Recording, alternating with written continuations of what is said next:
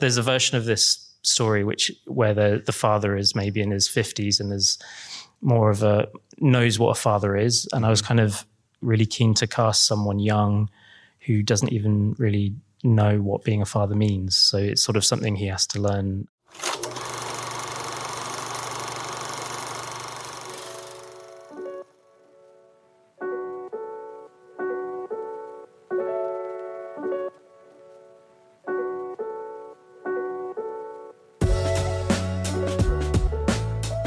Hello, and welcome back to The Director's Cut, brought to you by the Directors Guild of America. In this episode, an ex-con teaches his daughter how to survive after she's been marked for death in director Nick Rowland's thriller, She Rides Shotgun. The film tells the story of Nathan McClusky, a former convict who makes enemies with a powerful criminal gang after getting out of prison. When the gang retaliates by putting out a hit on his family, Nate must transform his shy 11-year-old daughter into a force to be reckoned with. In addition to She Rides Shotgun, Rowland's other directorial credits include the feature film Calm with Horses, the movie for television Floodlights, and episodes of the series Hard Sun and Ripper Street. Following a screening of the film at the DGA Theater in Los Angeles, Rowland spoke with director Michael Mohan about filming She Rides Shotgun. Listen on for their spoiler-filled conversation.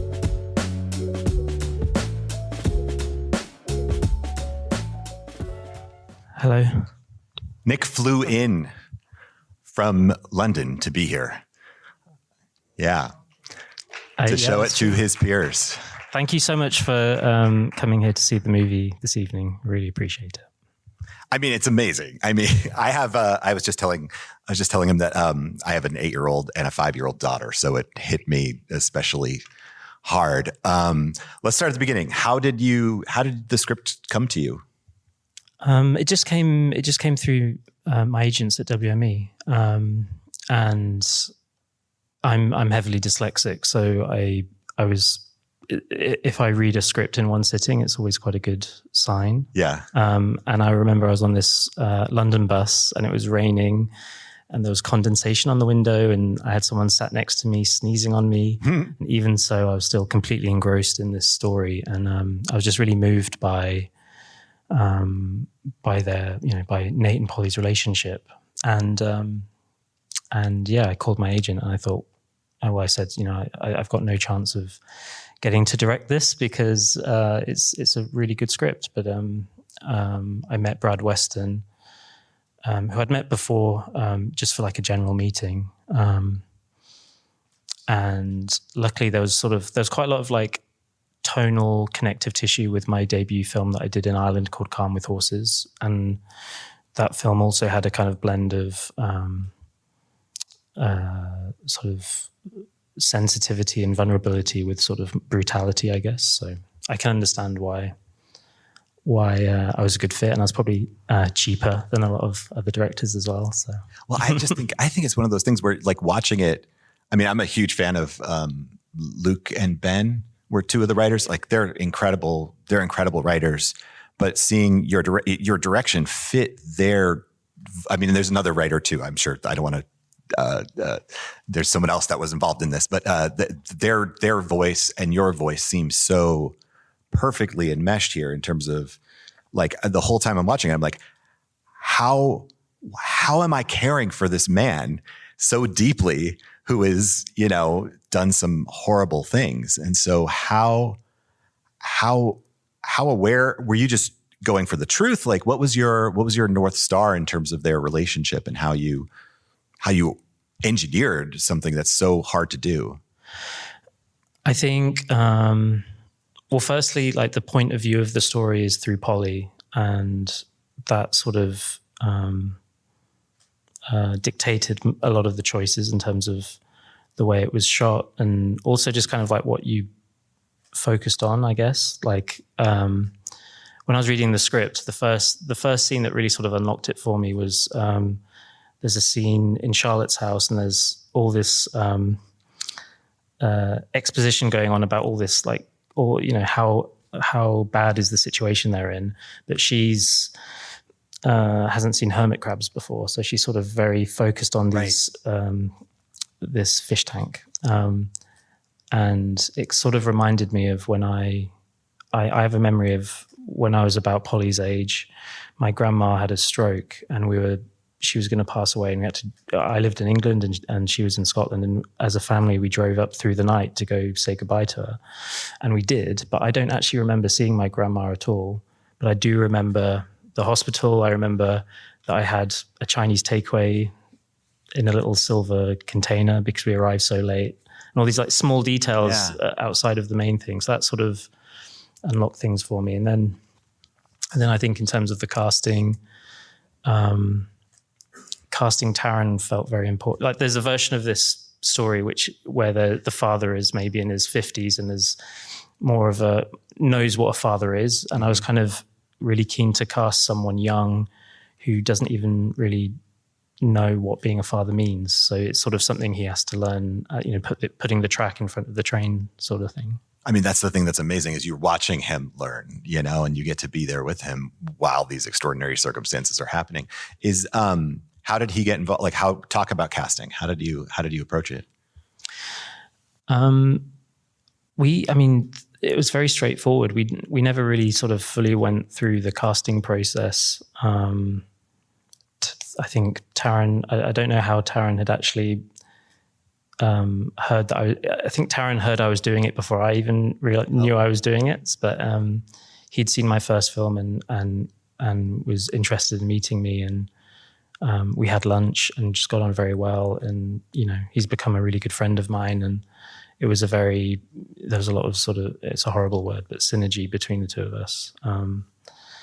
And I felt a bit suspicious of how quickly the film came together, because my first film took 5 years to get the money to get, it was like a £2 million film. Mm-hmm. And this thing just came together, it felt like overnight. And then the strikes happened. So that sort of slowed things down. But it was remarkable. It was remarkable how sort of straightforward it was. And fifth season, we're behind it all the way. Wow. Well, I think I speak for all of us when I say go f*** yourself, because that never happened. I honestly, it felt too good to be true, but it all worked out. I mean, it's sometimes things, they never go right. So when they do, you have to embrace it. That's amazing. That's awesome. He's so versatile. Like I've seen him in so many things, and he's never playing the same part either. Like between this or Carry On or even the Tetris movie, it's like he's so committed for this film. And so what sort of conversations did you have prior? Were there any references that you showed him? Any films? I think like my pitch to Taron was, and what I thought was really exciting about doing a project like this with him is the first film he ever did was Kingsman, this huge sort of studio, kind of like quite heightened sort of story. And I've never seen him doing the sort of naturalistic, gritty. No, it's not that this is social realism. You have a 11-year-old running through a meth camp while it's being shot up. I believe, but there's like we were aiming for like a kind of naturalism to their relationship. Yeah. And I was, what I love about what he's done in this is that it's really stripped of vanity, and it's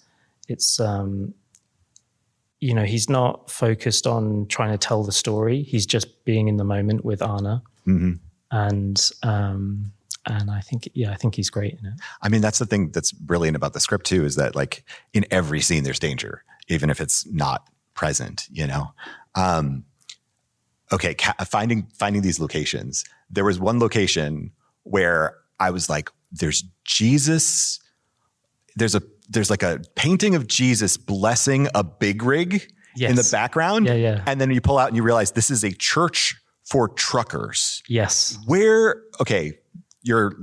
that written into the script? It was, yeah. Oh. Something that Luke and Ben wrote into the script. I can't remember if it's in Jordan Harper's original novel, but it was in the script, and we built that. Uh-huh. It's one of the few things that we actually built in, we didn't have loads of money, but it's almost, identical to this reference photo that John Goldsmith, the production designer, sort of found. But yeah, it's sort of, I'm not from America, so I didn't realize, but it's a thing. You have these sort of mobile trucker chapels.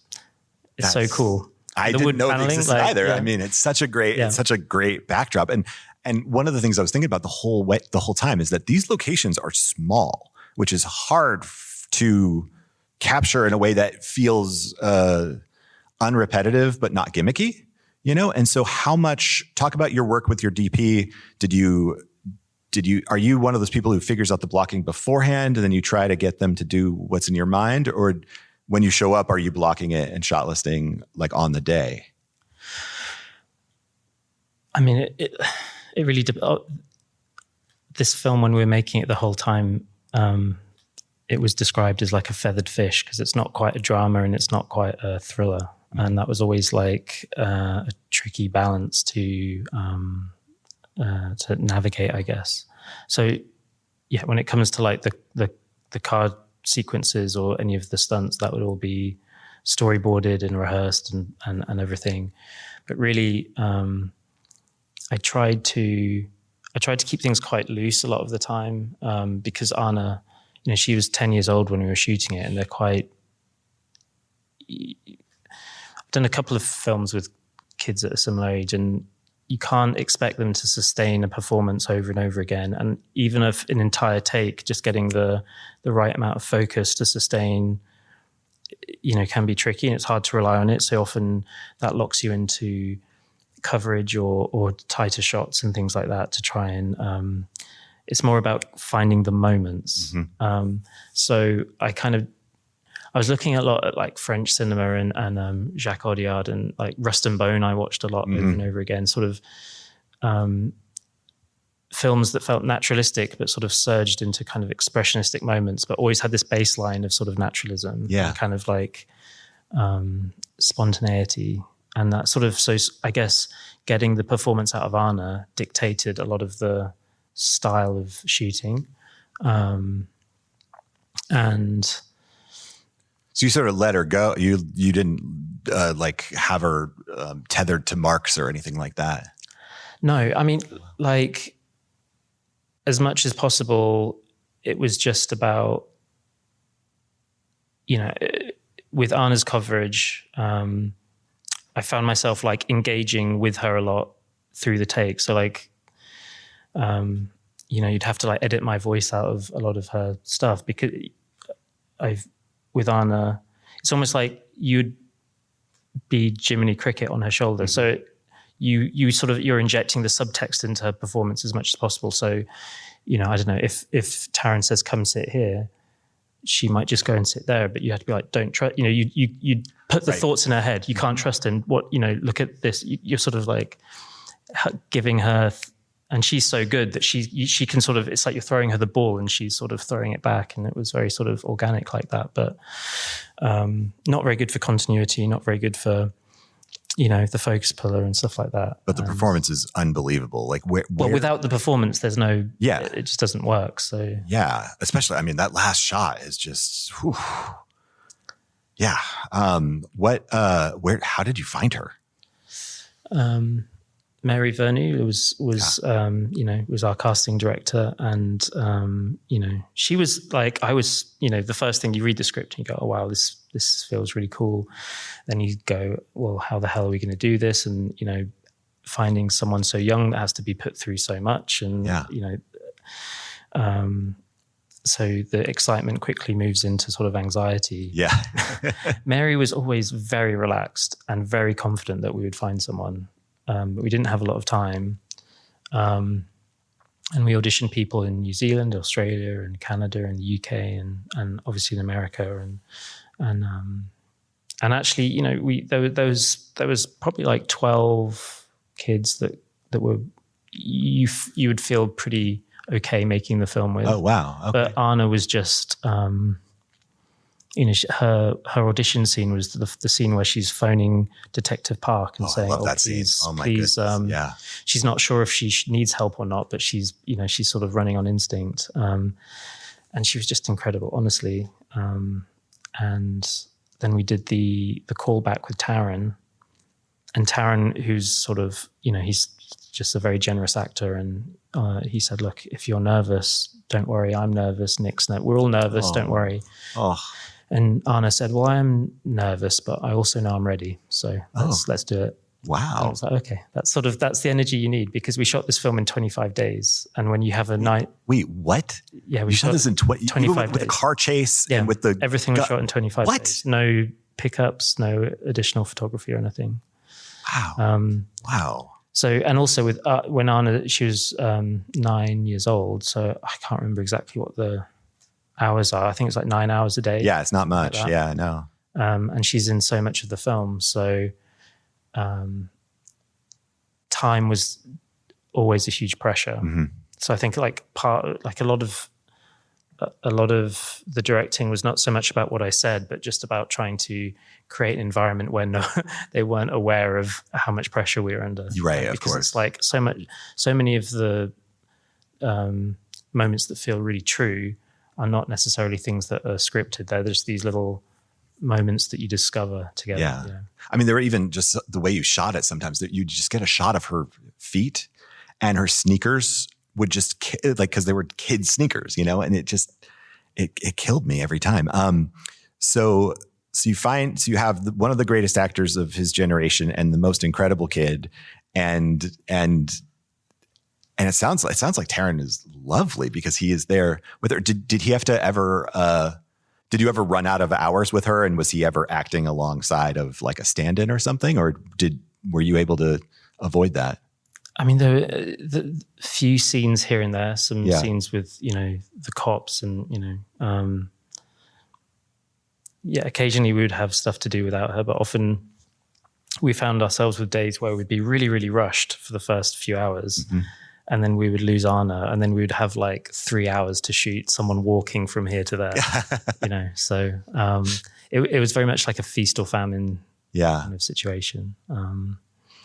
And she's in almost every scene except for the scene with the investigator. I forget his character's name, but Detective Park. Yeah, Detective Park, which I thought that was a really interesting choice too, because he is like the only like normal person in the film. He's like sort of the moral center. And every time the story went out of her perspective to go to him, I was just as fascinated with that guy and what brought him to that job and that line of work and where he was. How did you find him? And maybe he's a giant celebrity and I just don't know. And what sort of conversations did you have with him? So Rob Yang, he's amazing. He was he's a lot in like the first season of Succession, and he's in a movie called The Menu, and he's amazing. And he's sort of he's kind of hard to read, and I quite like that about his performance. He's not. I think Detective Park, he doesn't have a lot of screen time, and a lot. He's having to sort of deliver a lot of exposition, and there's a lot of mechanics around that part of the story. Procedural, and I just didn't want it. Could very easily be. I don't know. I felt like we were creating something that felt very sort of true between the father and daughter. And I was wanting to make sure that it didn't feel like suddenly we're jumping into as you say, like a procedural cop show or something.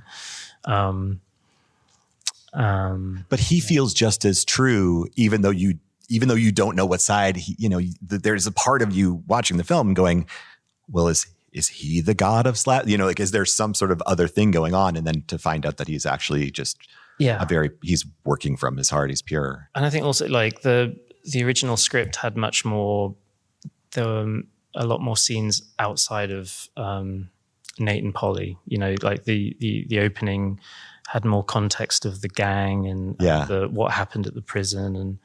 And honestly, like because of budget issues, I had to like, every week I was having to cut a day out of the schedule somehow. So it's like every time I had to cut a scene, I would always try and protect anything that was Polly's perspective and Polly's point of view. So when you got to a certain point, we've cut out, in the first act, we've cut out all of the scenes that aren't with Polly. So then, well, how do you set up the stakes, and how do you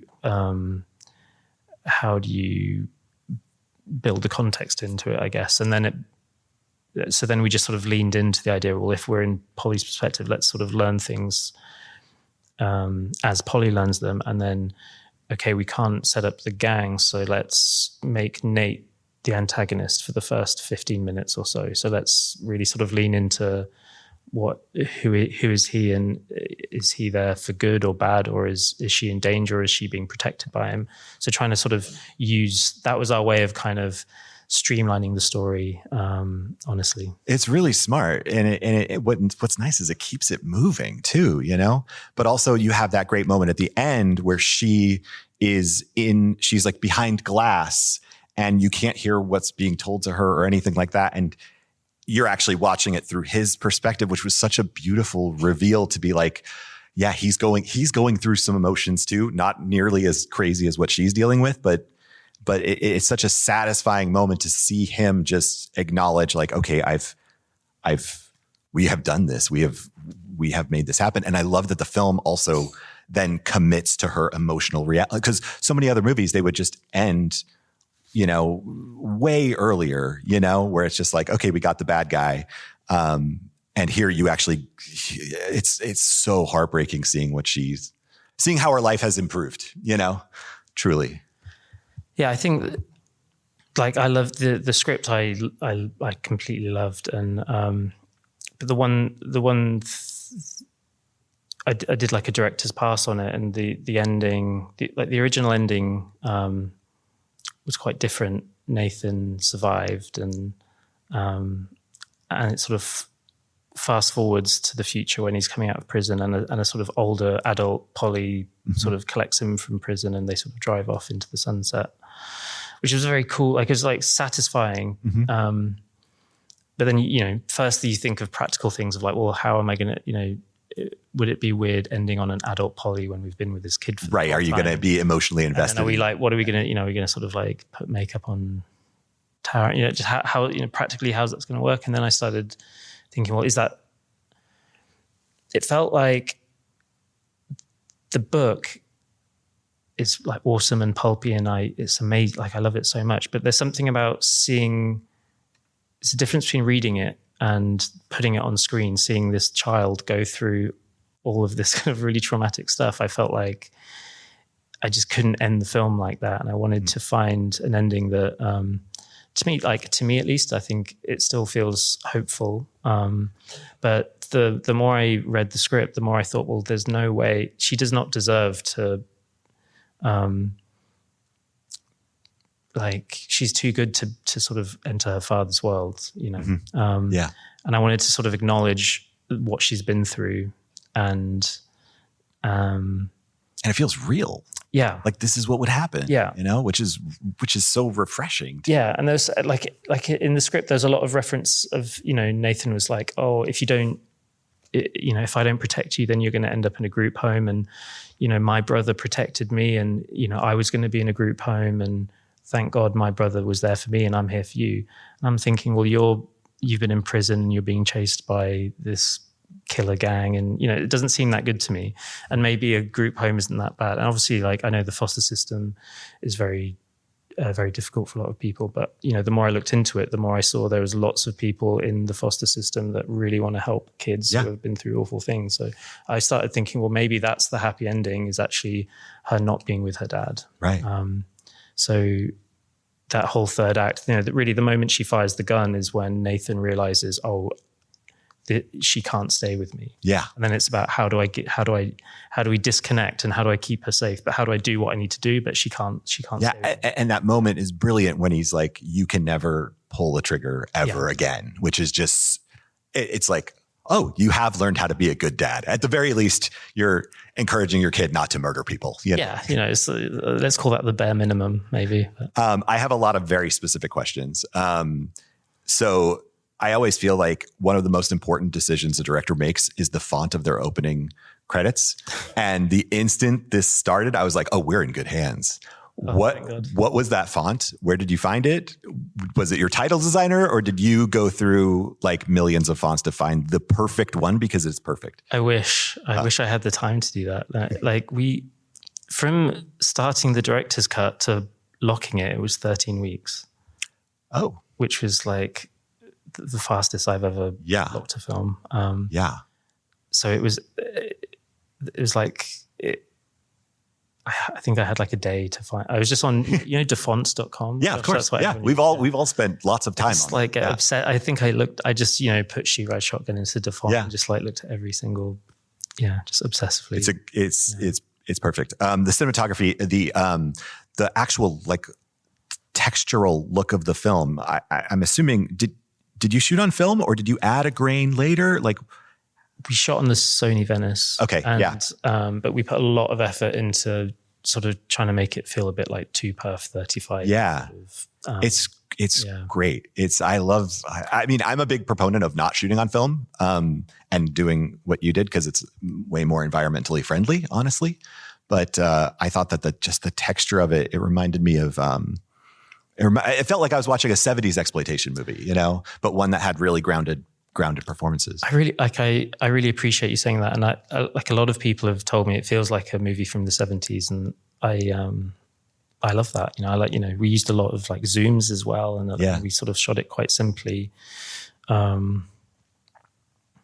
don't really like, I don't really like the sharpness of the sort of high def sort of cameras, but also we're trying to, again, imagine like seeing the world through Polly's eyes, giving it making it feel gritty and naturalistic, but having it still we wanted it to still feel vibrant, I guess, and have quite colorful and texture. And all and also even just the lens flares and whatnot, like when she was first waiting outside and there's that move that sort of goes around the tree and then her point of view sort of goes around where the light is just coming through. It's cinema. It's so good.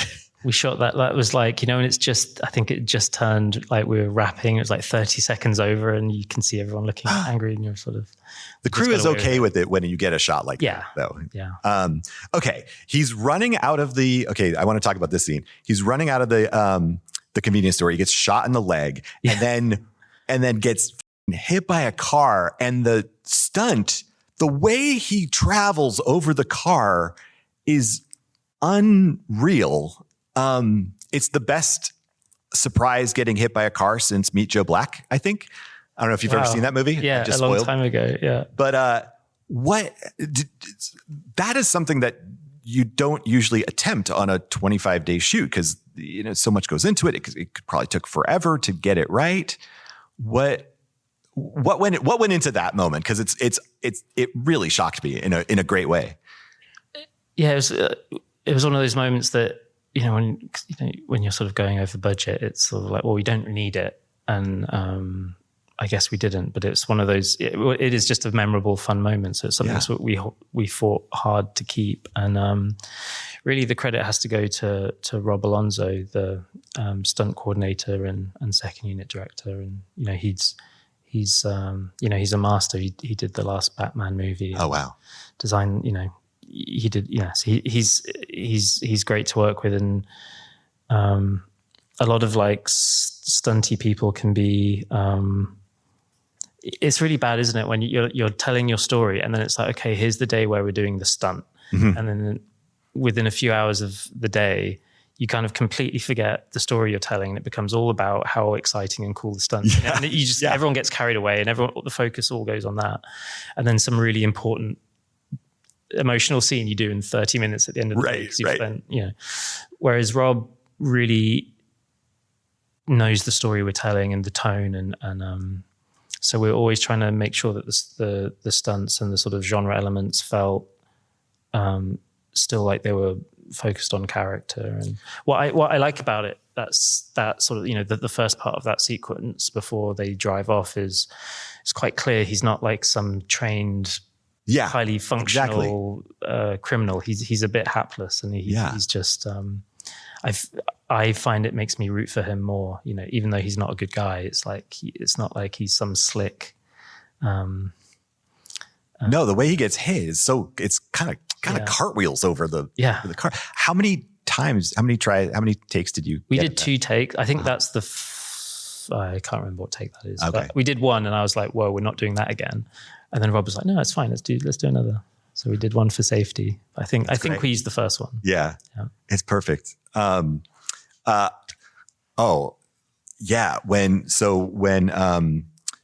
gosh, I'm so bad with character names.